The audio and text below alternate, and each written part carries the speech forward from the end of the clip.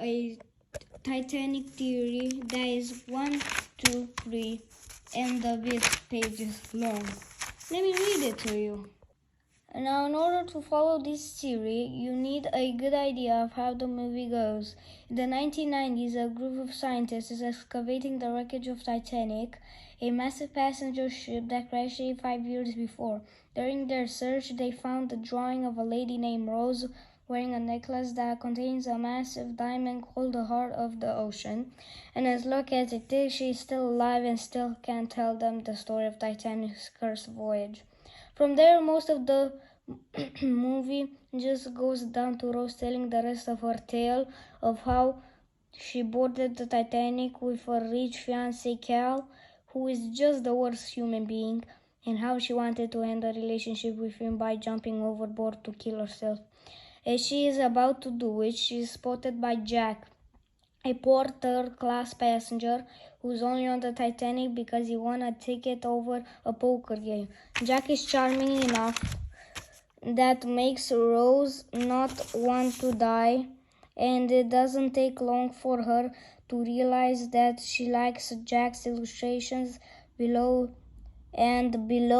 deck drinking parties a whole heck a lot more than her fiancé. Then the boat hits a huge ice cube and breaks in half.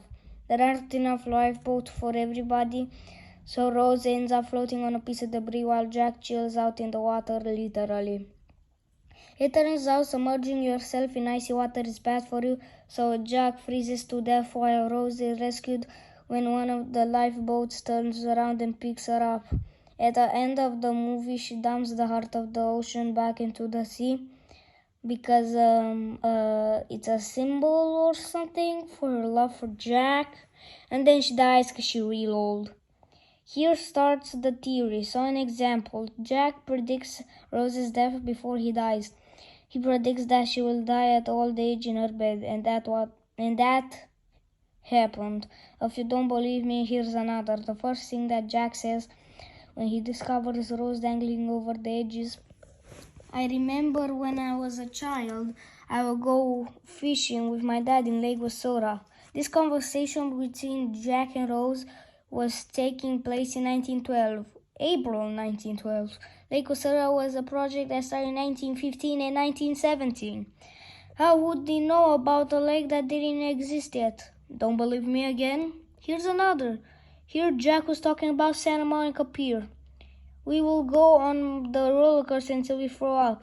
He's talking about the Blue Strike Racer roller coaster that wasn't on a pier until 1917. If you still don't believe me, well, my friend, I got a last theory that you will definitely believe me. So Rose jumps in the water. Her parents would notice and tell the crew. The ship will have to turn around. The captain will do a Williamson turn. That will take about 30 minutes. Then they will do the actual search and rescue. That will take 50 minutes. And then they have to get back on board, which will take 15 minutes too. So an hour. Keep that in mind. An iceberg moves 0.27 kilometers per hour. If the Titanic only turns 0.27 kilometers just to still hit the iceberg, the Titanic would be saved. So Jack came back in time to make sure that the Titanic would sink because he saved Rose. This took a lot to write, so I hope I get a grade or at least a sticker. And that's how Jack is a time traveler. This took almost 2 hours. I'm surprised not 3. Yeah, I'm surprised how this took only 4 minutes to read. Yeah, okay, so that's the theory. I'm gonna read it out class at English class, because why not?